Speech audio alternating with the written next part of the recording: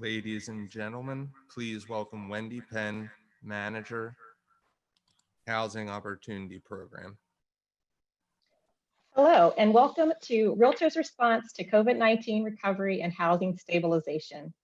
Thank you for joining today's Idea Exchange. In case you're wondering what I mean by Idea Exchange, it simply means that while yes, you will hear from 3 impressive and knowledgeable speakers today, you will also have the opportunity to share with us and those on the call. Today's Idea Exchange is a learning opportunity for all of us.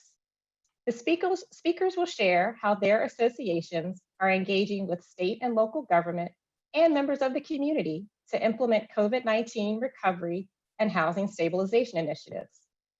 In addition, you will hear about grants and resources from the Realtor Party that can help in your association's efforts.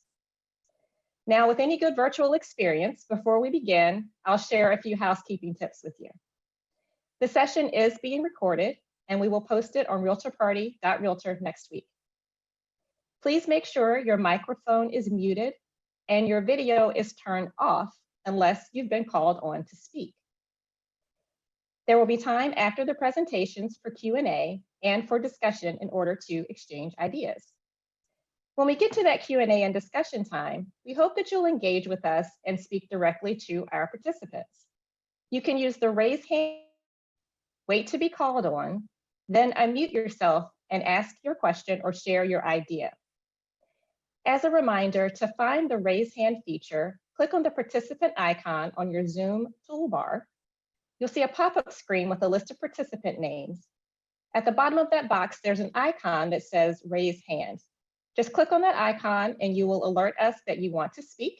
We'll call on you and then you can unmute yourself. Of course, you're also welcome to just put your question in the Q&A box. Let's introduce our speakers. Today we'll hear from Liz Peetz, Vice President of Government Affairs for the Colorado Association of Realtors, Jessica Coates, Association Executive for the Howard County Association of Realtors in Maryland, and Neeley Erickson, Government Affairs Director with the Illinois Realtors. Neeley covers the Rockford Area Realtors, Heartland Realtor Organization, Hometown Association of Realtors, Realtor Association of Northwestern Illinois, and Belvedere Board of Realtors. Before we begin the presentations, let's find out who's in the room today and learn a bit about you. We have 4 quick questions for you to answer. When the poll launches, you'll see all 4 questions on the screen at once. And if you could scroll through and just answer those, and then we'll share the results and learn a little bit more about who's here. So as you'll see, we want to know what role describes you best. Are you a state or local AE or GAD? Are you another association staff role? We also want to know about what's happening with your state government in terms of their COVID recovery plan. Do they have a plan? And does it address housing stabilization specifically?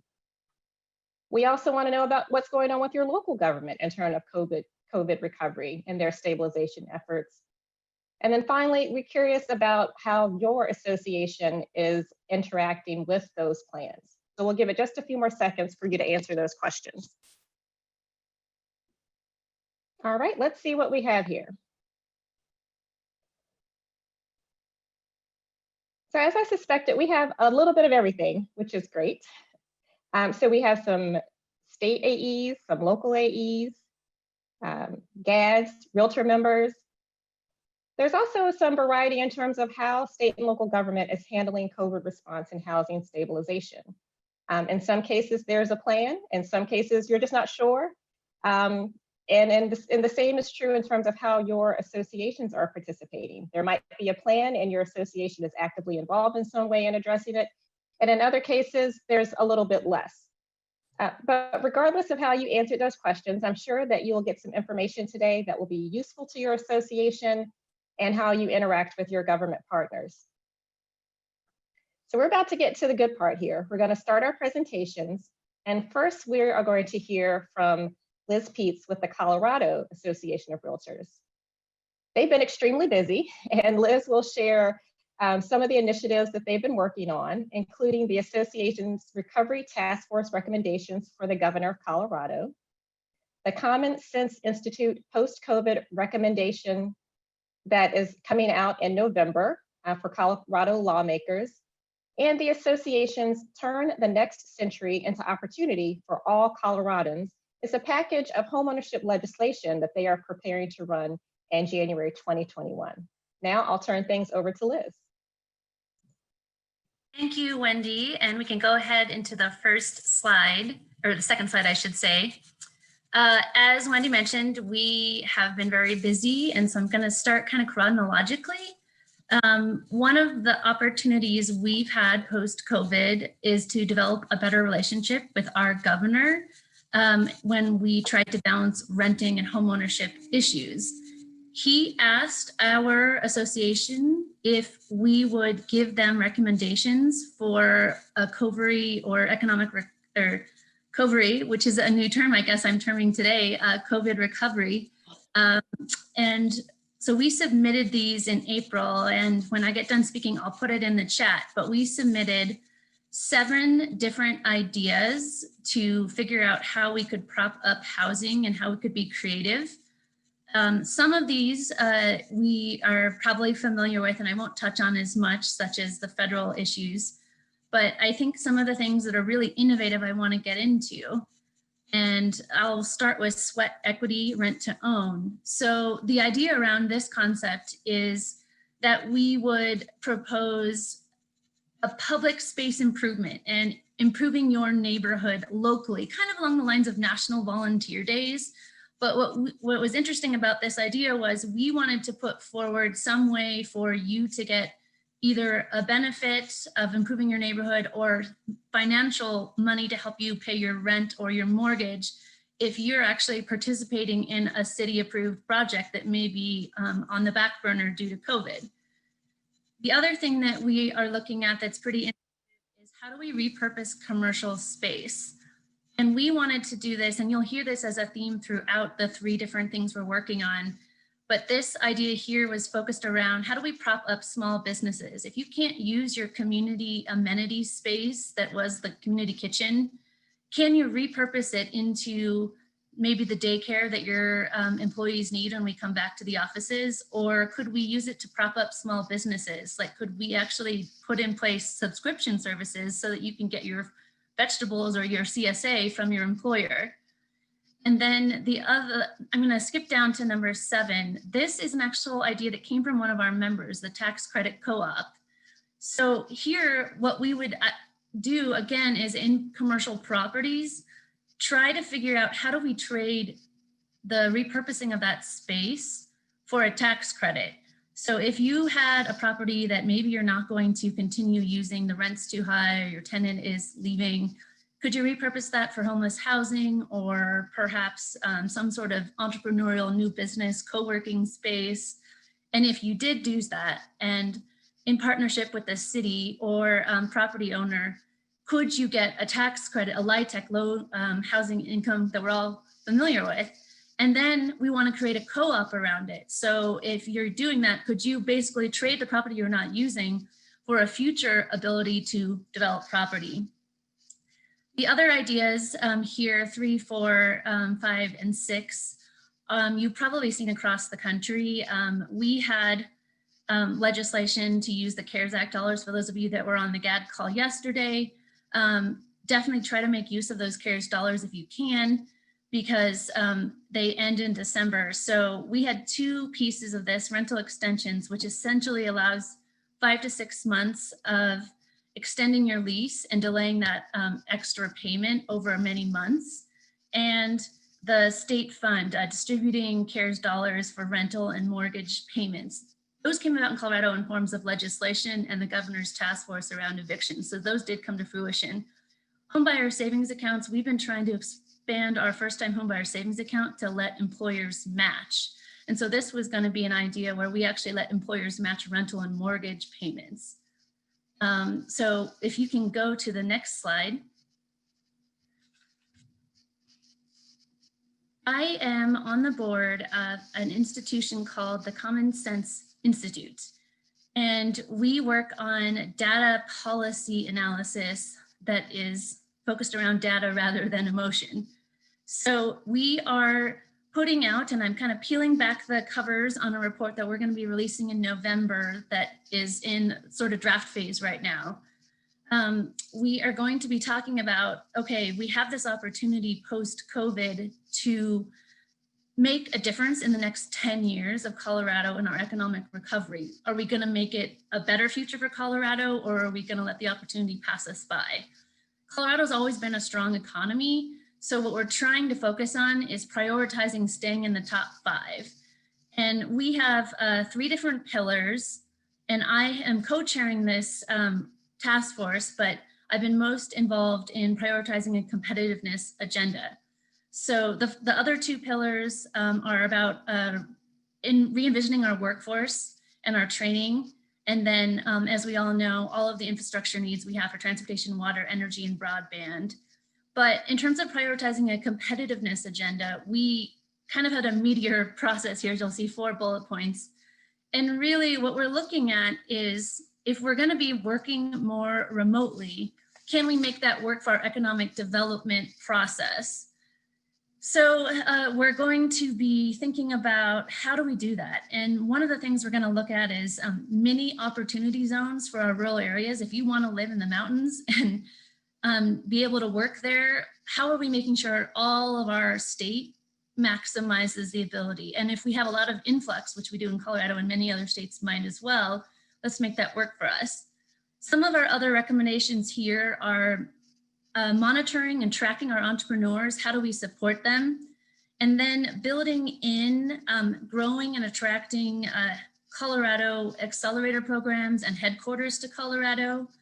We also want to survey businesses. How or what obstacles exist to you guys locating in Colorado in our rural environment rather than the Front Range? One other thing we are doing in terms of recommendations directly for policy development is we want our legislature to look at the fiscal impacts of policy and regulatory cost benefit analysis. So we're actually probably looking at a ballot initiative that we're going to suggest that we should change the way our legislature analyzes policy. And then we also want them to do this dynamic modeling, essentially that organizations like Common Sense Institute does. Increasingly in Colorado, we're also focusing on trying to connect the childcare as a workforce issue. This is becoming a bigger deal when we're talking about budgets that are competing. Colorado has very expensive childcare, like I'm sure many other states do, but we want to make this an employer and workforce issue, because if we can solve one area of the budget in a family's budget, we can maybe then refocus on housing. And there is some elements in here. We're going to be focusing on expedited permitting for affordable projects, and then doing a comprehensive state study of where we need to be building housing. You'll go to the next slide. Now, this is what we are doing as our 3rd big initiative. We are in the very beginning phases of developing a package of home ownership legislation for January. I'm really excited that we're partnering with lots of other home ownership stakeholders, such as Habitat for Humanity, to develop this process.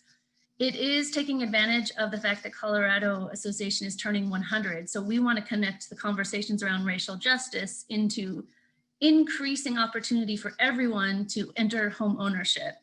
So we are using an Issues MOB campaign right now to do the research to prepare for that advocacy phase. And predominantly we're researching what are the barriers to down payment assistance, and is zoning reflecting the neighborhood character you want to see. But the potential package of legislation we're looking at, we have 2 bills that are already drafted. One reports on the amount of funding that's spent in home ownership, because we know from our housing providers, it's predominantly in the rental side, not the home ownership side. So we want to actually report back. The second one is a financial literacy bill that would put that into high school curriculum. It's combination student debt, retirement funds, preparing to own a home, and managing credit card debt, so that you're prepared to enter home ownership. The third one is a Habitat concept that they are developing, and it is trying to figure out how do we build credit by using your rental or utility payment history. The last 3 are the ones that we're kind of figuring out. I've talked about repurposing commercial property, so I won't touch on that since we already talked about it, but The other two concepts, we passed source of income legislation, and now we want to think about, obviously it wasn't a bill we supported, but we influenced it. So now we want to think about, well, can we take the housing vouchers concept further and apply it to mortgage payments? That's the rent to own scenario. And then finally, we want to look at down payment assistance. We have a ballot initiative that taxes nicotine, and we may allocate that to affordable housing. What we want to look at is, can we use pay for performance social impact bonding to revitalize or strengthen down payment assistance programs? So I'm going to stop there because we have lots of other wonderful presenters, and I'm happy to answer any questions. But as you can see, we've been busy. Yes, absolutely. No question about that. Thank you for taking some time to share that with us today, Liz, especially in the middle of some state meetings that I know you have going on. And it's absolutely clear that the association is not only focused on addressing the current housing challenges, but also looking ahead and working to ensure that future homeowners have the foundation and the financial capability that they need to make sure that they can be sustainable homeowners. So thank you. Up next is Neeley Erickson. As I mentioned in the introduction, Neeley provides government affairs support to several associations in Illinois. The focus of her discussion today is the Heartland Realtor organization, which covers Greater McHenry County. Neeley is working closely with the association and their response to COVID-19, and today she's going to talk a little bit about that plan and share how the association is implementing some of their stabilization efforts. So Neeley, please take it away. I'm excited to be here with you all today to share information about how Heartland Realtor organizations impact in crafting the McHenry County COVID-19 recovery and redevelopment plan. If you get at least one takeaway from this idea exchange today, you now have more knowledge to empower yourself than when you started. So what is the recovery and redevelopment plan? It is a reference to guide action and decision making to expedite the county's recovery from a disaster. The COVID-19 pandemic has impacted virtually every aspect of life, and this plan provides recommendations for the long-term recovery and redevelopment of the county across multiple sectors. So the plan covers business, employment, health and social services, housing, transportation, and faith-based sectors, just to name a few.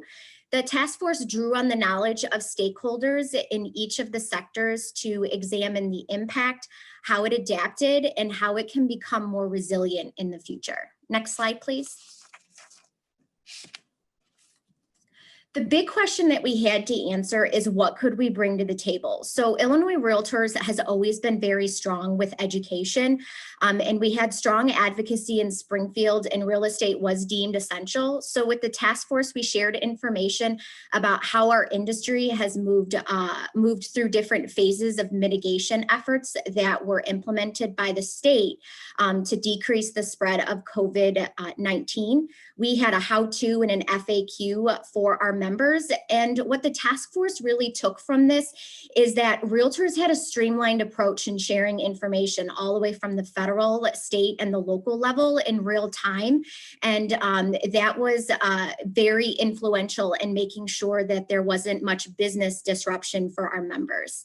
We also assisted in distributing information on the $300 million in federal CARES Act funding that was provided to create the Illinois Emergency Rental and mortgage assistance programs. We provided for the task force an overview of the good, the bad, and the ugly of it all. And one of the things that we really drove home was that if there was going to be a local program that was created to provide assistance to landlords for back due rent owed by tenants, that the application process should really start with the landlord, because if there had been a breakdown in communication between the tenant and the landlord, that was a big hurdle to have to overcome in order to access assistance going forward. So also Heartland Realtor organization hosted multiple webinars. They didn't just host webinars for their members, but they focused on bringing in the community and educating the community about what was going on with real estate during the pandemic.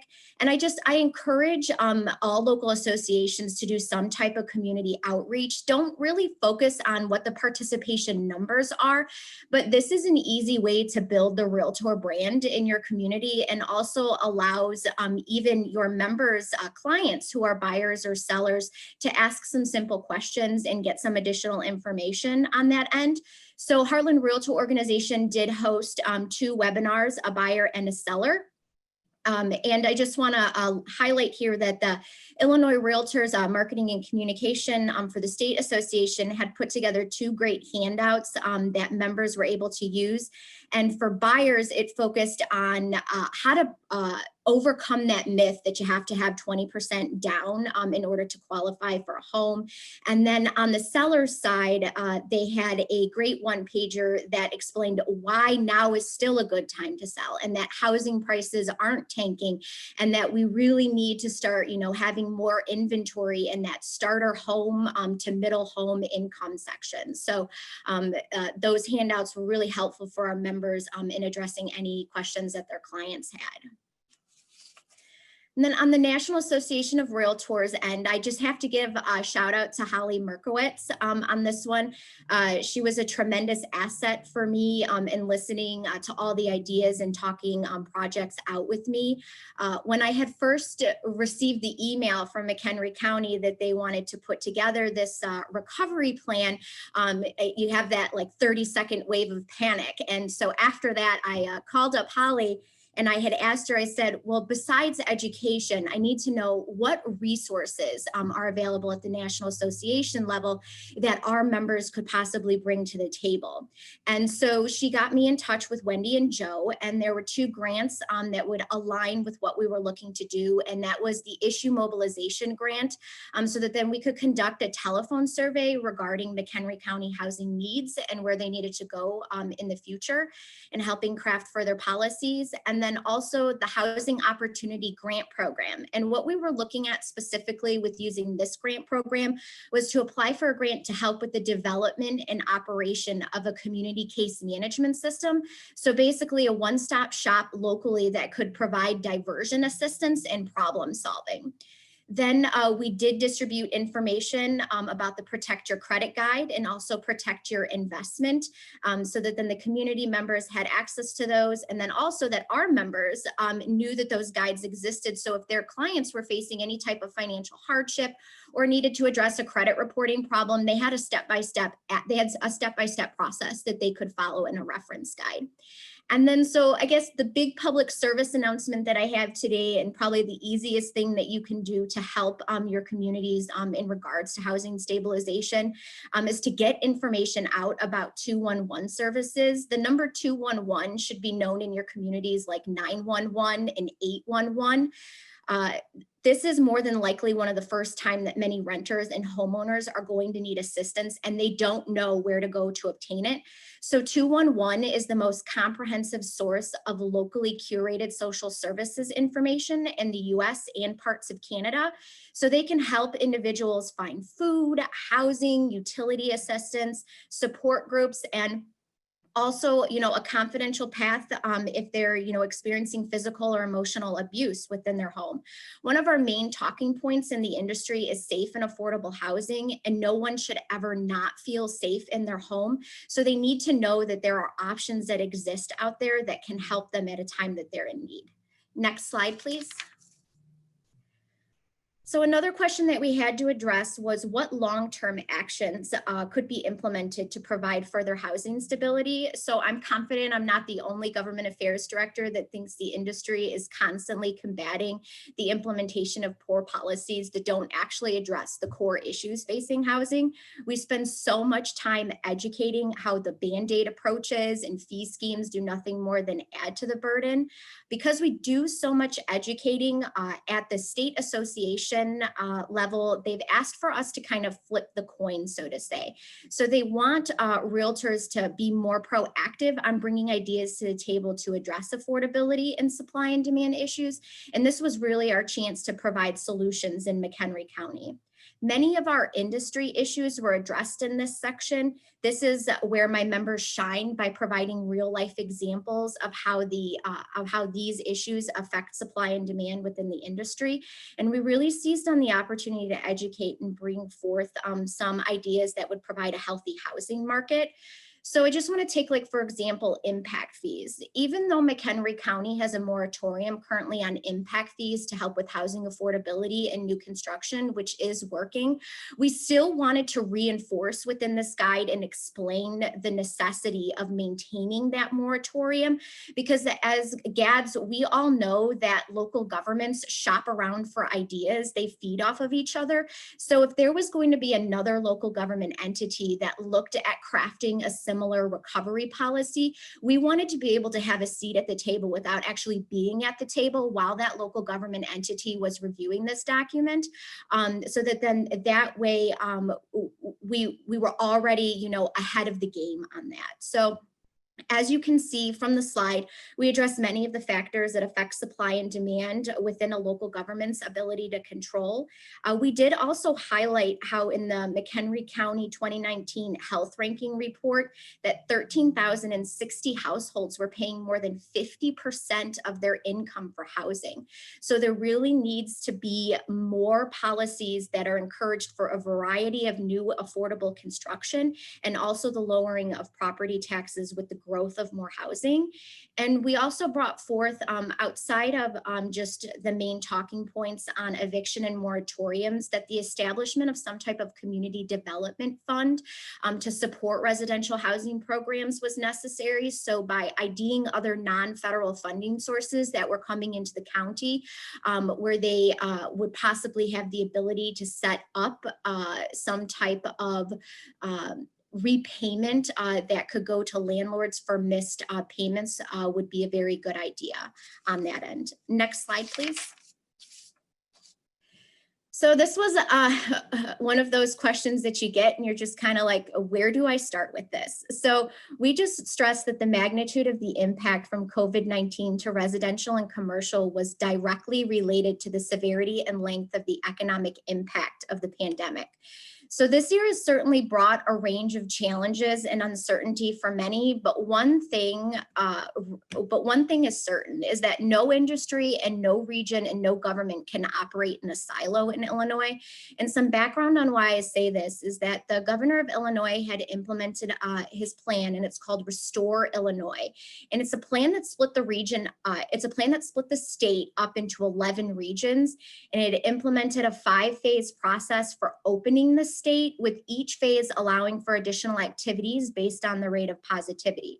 So some Illinoisans are working from home, but in some industries that is not possible, and they have to travel to and from work, which means that some of them have to travel to and from different regions. Mitigation measures are deployed in regions to reduce the positivity rate if the region is over 8% COVID positivity. And these measures affect the starts and stops of the business community, which has ramifications for the future outlook of economics and also housing stabilization with Illinois as a whole. So most of the time, these mitigation efforts do affect bars and restaurant operations and hospitality. But overall, we drove home to the task force that even though your region may not be affected by mitigation measures to reduce the positivity rate, your residents that work in different regions could find their cash flow affected. And it's important to keep a pulse on the community's needs. So just for an example here, the U.S. Department of Labor Statistics estimated in Illinois that between September 21st and September 28th, unemployment applications increased 22.6% within a 1 week's time span. And that's because there had been various mitigation efforts that were implemented in different regions to bring down that COVID-19 positivity rate. So on evictions, like I said, outside of our normal talking points on this one, we drew attention to the need for the county to have a plan that supports its court system. If there is going to be an influx in filing, the county is going to want to be ahead of the demand. And that's where they can really improve their outreach efforts to the local landlord associations by engaging with them to find out what the possibility is that the court system will be facing with an influx. How many tenants are they talking about in the county that could be facing eviction once those moratoriums lift? So outreach is key, and to gathering that information, they have to be prepared. We also discussed incentive programs that could be available to landlords that forego eviction, especially those that wanted to access some additional financial assistance through any type of program that the county would set up locally for back due rents, maybe looking at providing some assistance when property taxes come along, foregoing fines and fees if they're having trouble getting that cash together right away at that point in time. So looking at voluntary programs that those landlords would be able to participate in to forego evictions. And then just on outreach and engagement, one of the comments that we made during the task force was that the county shouldn't run out of the gate expending local financial resources, hold back a little and find out what options were going to be available at the federal and the state level, and then focus on filling in the gaps. So this is really where that survey, that issue mobilization campaign will come in handy, where they can gauge the community residents' needs. In the end, the Recovery and Redevelopment Plan demonstrates that housing needs additional support to increase stabilization. And it needed it before this pandemic. And the first step that they would need to do is they have to review current rules and regulations that are stifling housing growth. As realtors, we know that more growth in housing assists with lowering the property tax burden and increases access to additional affordable housing options. So they really need to review those current policies that they have regarding zoning regulations and those things that are prohibiting the growth. And Wendy, that is all for me. So I turn it back over to you. So thank you. Thank you, Neeley. Now, to say that's all, that was a lot. So obviously you and the Heartland Realtor Organization have been pretty busy as well. So thank you for sharing that. And really being able to provide that type of information and resources to members of the community at such a critical time shows that realtors are leaders and really a trusted source of information. So thank you. Next, we will hear from Jessica Coates. She will share how the Howard County Association of Realtors partnership with a local nonprofit is helping to educate and prepare community members to become future homeowners, even in the midst of a pandemic. Jessica, it's now your turn. Thank you. How do I follow GAD Nation? You guys are doing some amazing work, Liz and Neeley, and thanks, Wendy, for that wonderful introduction, as well as asking me to be a part of this amazing, resourceful panel. So let's get started.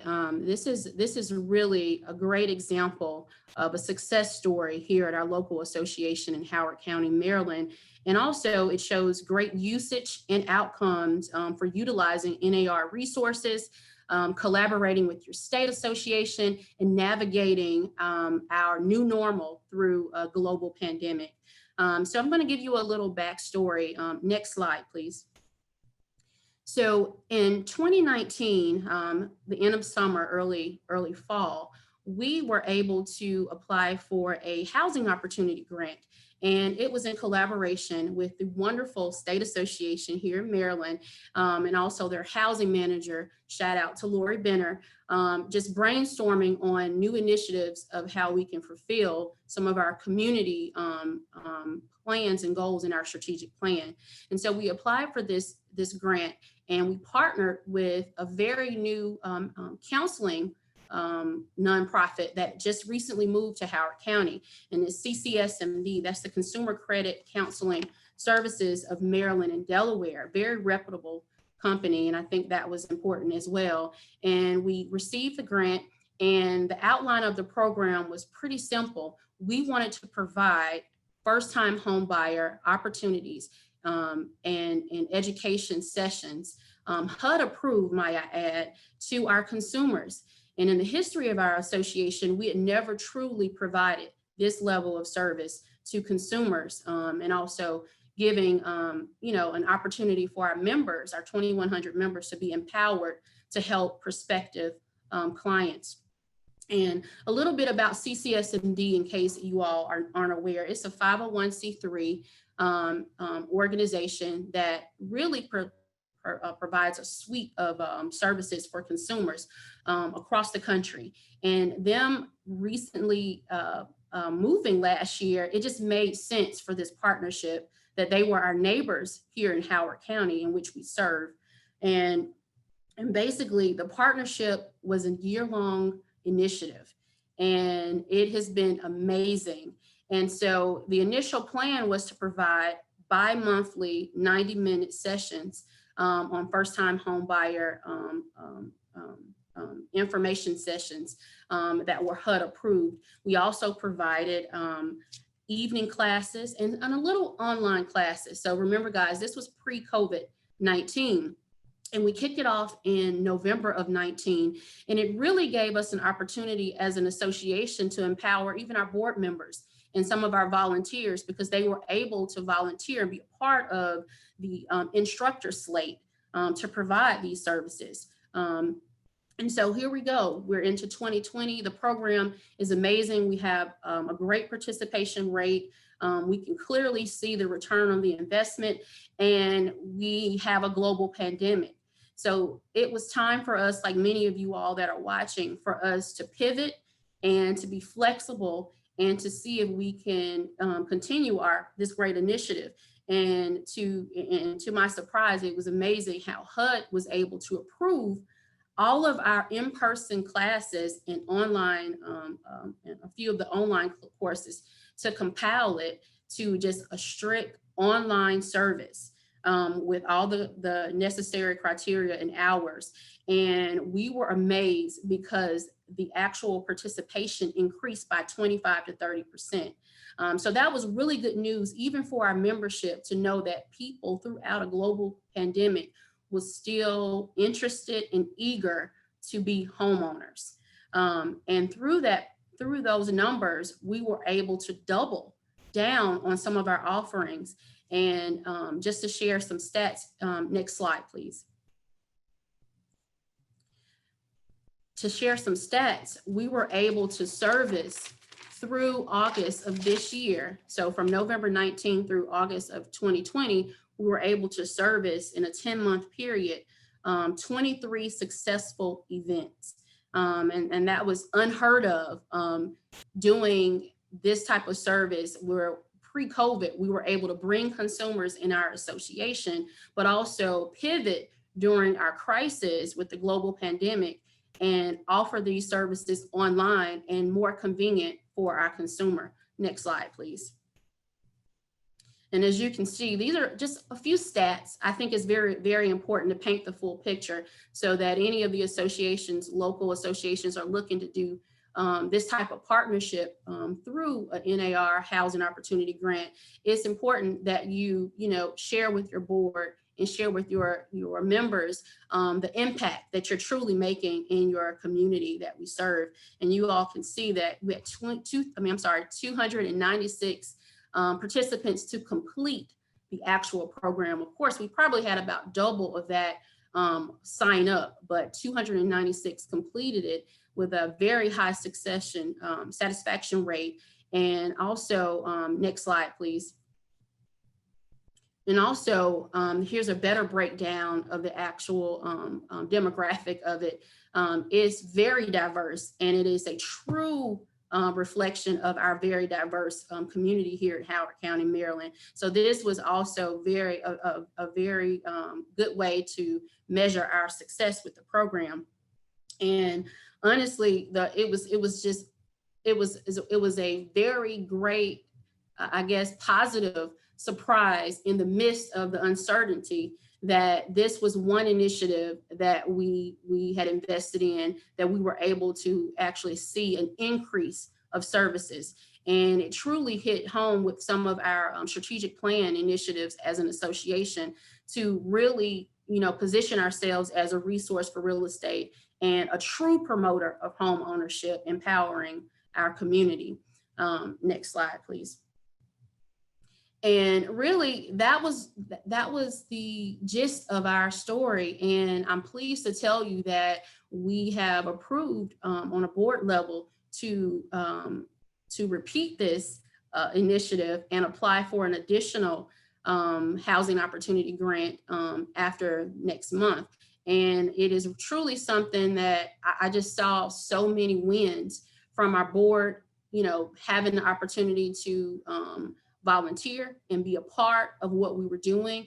And also a great partnership with the community stakeholder that has a great reputation with the suite of credit counseling and home ownership resources that they provide, and they've been providing for many years. So it was a great partnership. It was a great way to increase our services through a global pandemic, and also collaborate with our state association. And that pretty much sums it up. And I'm here for questions and to help anyone or to assist them with any similar plans they may have. Great, thank you, Jessica. You're welcome. You all truly did not miss a beat when COVID struck. You were quickly able to reimagine what these classes and this partnership would look like. And clearly it paid off for everyone, particularly the prospective homeowners. So thank you. Before we move into Q&A, I want to briefly share some information about NAR resources, some of them that have been mentioned during the presentations today. First, let's look at Housing Stabilization, a guide for collaboration and initiatives. This is a relatively new guide, and it assists associations in creating a housing stabilization task force to help homeowners, renters, and landlords manage the challenges brought on by the COVID-19 pandemic. The guide offers tips on organizing a task force and suggests a variety of activities that the task force can consider. It also encourages associations to include education and outreach to potential homebuyers as part of their stabilization efforts. And as you've heard in these presentations today, you definitely want to make sure you are considering that. You want to look to the future as well to make sure you're thinking about those who are going to help buy homes in the coming months and years. Next, Protect Your Investment. This is a guide for homeowners who are struggling to meet their mortgage obligations due to the pandemic. It offers advice on working with trusted professionals like realtors and counselors from HUD-approved agencies. It also provides information about payment options may be available through lenders and gives tips on avoiding scams, because unfortunately we have seen an uptick in that there are people trying to take advantage of folks who are in a difficult situation right now. And that brochure is available in English and in Spanish. The next resource is Protect Your Credit. It explains the provisions implemented under the CARES Act to protect consumers' credit scores during the pandemic. It explains how to obtain a free credit report and offers guidance on how to dispute inaccurate credit information. This guide is also available in English and in Spanish. And what's great about Protect Your Investment and Protect Your Credit, associations or individual realtors can add their logo to the front of it in that section in the lower the lower left-hand corner. So it's a great tool that you can hand out to homeowners or consumers who are having trouble. You can put it on your organization's website. And all three of those guides are available on the Housing Opportunity Resources section of the Realtor Party website. Next slide, please.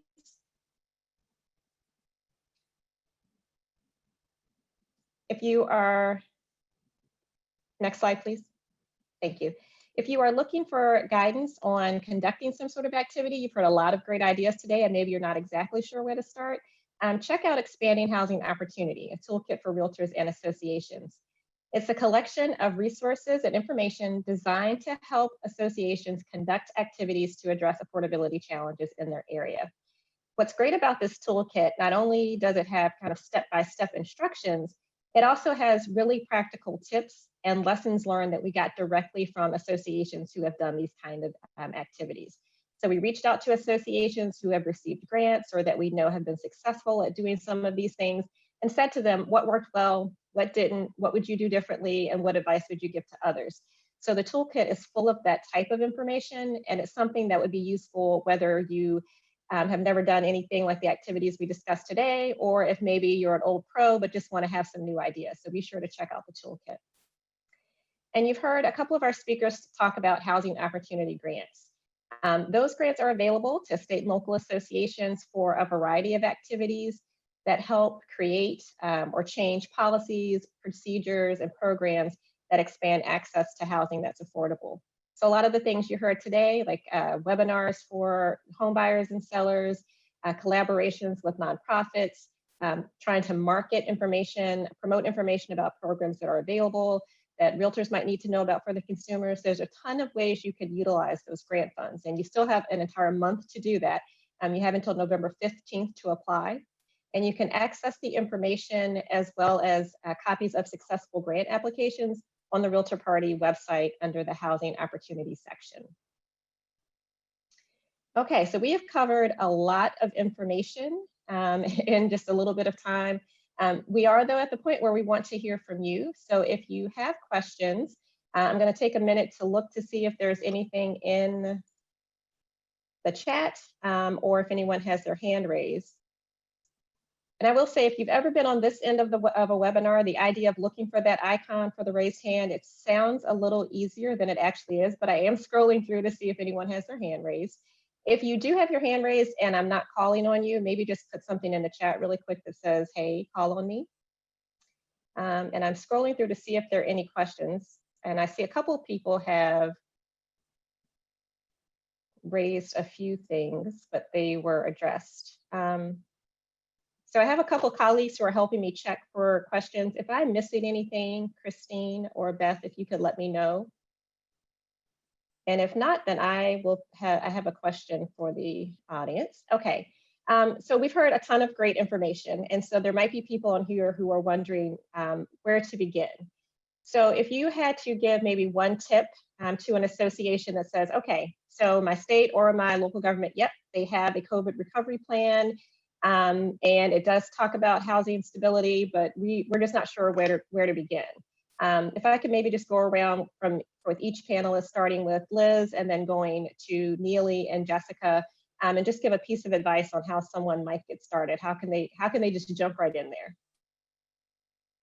Yeah, thanks, Wendy. I think what I would suggest is think about both the COVID scenario and the future scenario. And if you don't already have some sort of study that gives you information, making data-driven decisions is your opportunity to be a resource as a Realtor Association and be that resource for change and optimism in a time when we're facing so many negative things out there. So start with what do you need, and then try to bring in innovative partners that you don't normally work with. Great, thank you. Neeley? I definitely relied on my members for a lot of information and real life experience to, when you say, supply and demand is an issue and housing stabilization shouldn't just be focused on because of the pandemic, that it's been building up and now, you've kind of, it's kind of erupted to, the situation that it is. So I definitely use your members to engage. And when you reach out to the local government, just say, we've got great information and data that we can bring to the table. Let's work together to, to provide some, great, change for our community. Great, thank you. And Jessica? I would have to just piggyback on what Neeley and Liz said. I think we have all had to rely on our members and listen to our members. And my answer is more of a general answer. Most of us at associations, whether it's state or local, we normally do an annual survey. So that's actually a great tool. If you feel stumped, you feel overwhelmed, add some of the present issues in the survey and hear from your members to get an idea of how we can better serve them as well as the community. I think this has all unified us in one sense, that we've been affected and we all have had to step out of our box. But most importantly, serving our members and hearing and listening to them will help us step up to the plate and be of service. So. Great, thank you. I want to go back quickly and just touch again on the resources available, not only from the Housing Opportunity Program, but all of community outreach and the Realtor Party. There really is a ton of information and resources, grants, and just tools that you could use while you're working to help with this recovery effort and housing stabilization going forward. In particular, in the community outreach area, I want to mention that we have virtual coaching sessions, and your AE, your GAD, whoever can sign up. And I think we'll have a link in the chat in just a little bit, where you can just go in and have a 30-minute conversation with the entire community outreach team. So that's myself, Hugh Morris, who manages our Fair Housing Grants and our Smart Growth program, and Holly Moskerantz, who manages placemaking and the Smart Growth Grants, as well as Christine Wendell, who is the Director of Community Outreach. And really what we do during those coaching sessions is just talk to you about whatever's on your mind. and try to figure out what resources that we have that could match up to help you with those challenges. So we do those a couple times a week, every week. So just find the link that's going to be in the chat and sign up. And I think we might have a couple questions here. So I'm going to look through here. Okay, so here's a question from Paul Yorkis. Are any states or local boards exploring offering mediation services for property owners and tenants to help address the volume of tenants unable to pay their rent? So I don't know if in Colorado, Maryland, or Illinois, if that's the case, but if not, if there's anyone on the call, since this is an idea exchange, if you have something from your state that you want to share or from your local board, you could feel free to raise your hand or let me know, and we could respond to Paul. Neeley. So this did come up during the conversation, and that's why Heartland members had stressed that there was a need to have a plan to support the court system.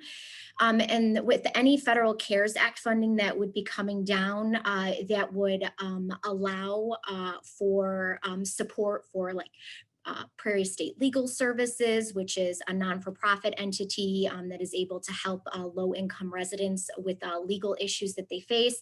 So tenants would face that. There wasn't really there didn't really seem to be a lot of support on how to help landlords. You know, it was really more tenant focused. And that's where we tried to balance the conversation, where if you're going to provide tenants with some type of support, you also need to start looking at the landlord, because maybe if you're providing the landlord assistance, that will thwart off having to have the eviction in the first place. Great, thank you. And I do see that someone also responded in the chat that Nevada's Supreme Court is establishing such a mediation program. Las Vegas Justice Court already had a voluntary mediation program. And there is a question, another question from Colin Zimmerman. It says, for the surveys, do you use open-ended questions on issues, or do you have guided choices? That might be directed to you, Neeley, since you mentioned that you all use issues mobilization for a survey. So there are open-ended questions. Heartland Realtor Organization just recently had issued out a survey to its membership, and it provided a list of advocacy, had a list of advocacy questions and what they primarily wanted to focus on during this. But we always provide the option to click other and then, you know, be able to fill in with 180 characters or less, to be short and sweet so you can get the point across. And then we could always follow up with the member at then end. But we do want to be able to provide some open-endedness because we don't always have all the answers and we don't always have all the suggestions. So that's really where it's a catch-all with that other box. Great, thank you. And then there is a question from, I believe it's Gerard Wright. It says, has NAR been engaged with Congress Member DeFazio in support of the INVEST Act that will seek to invest over $500 billion to modernize our transportation, water, and broadband infrastructure to aid in COVID-19 recovery? And I don't know if any of my colleagues from the federal advocacy side are on here that could respond to that. I am not sure of the answer to that. Hi, this is Christine Wendell. We'll be sure and get you an answer on that. I know NAR is engaged on a ton of issues with respect to COVID and infrastructure investment. So I jotted down your name, Gerard, and we'll certainly get you an answer to that after the webinar. Thank you so much. Thank you. I am scrolling one more time. It does look like some folks are putting in comments, not so much questions. So there's some good information in there. It's scrolling a little faster than I can read them all, but so you might check there for some additional feedback.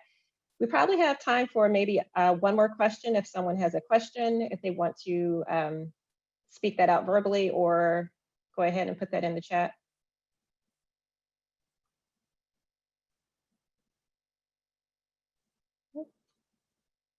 Okay. All right. If there are no other questions, and I see one more message I'm going to open. I see someone has unmuted themselves. Is there a question, Lynn? Go right ahead, please. Well, I just want to make a comment. I put it in the chat, but in our when we talk about the landlords not getting the help, our programs in our city, we've had a $50 million grant basically granted. Money came from different directions, some of our TERS boards and such. But the money that was paid to the tenants or the homeowners that needed help went directly to the landlords and to the mortgage companies. It was not trusted that it was going to go through the person who applied for it. It went directly to the landlords. Got it. Okay, great. Thank you for sharing that. Yay, Lynn, thank you for sharing and speaking up. All right. Okay, I don't see any other questions. And again, if Christine, if you see something that I don't, please do let me know. Nope. If not, then I hope you all will join me in thanking again Elizabeth Peetz, Neeley Erickson, and Jessica Coates for their time today and for all of the hard work they're doing at their state and local associations. I thank you for your time and participation today. I know that there is a lot of work going on. And so please do check back. We will post the recording of this session on the Realtor Party site, and we will announce that in the hub and on Facebook and other places, so you know that there's access to that. So please do share it with anyone who may have been unable to attend today. So thank you and enjoy the rest of your day. Thank you.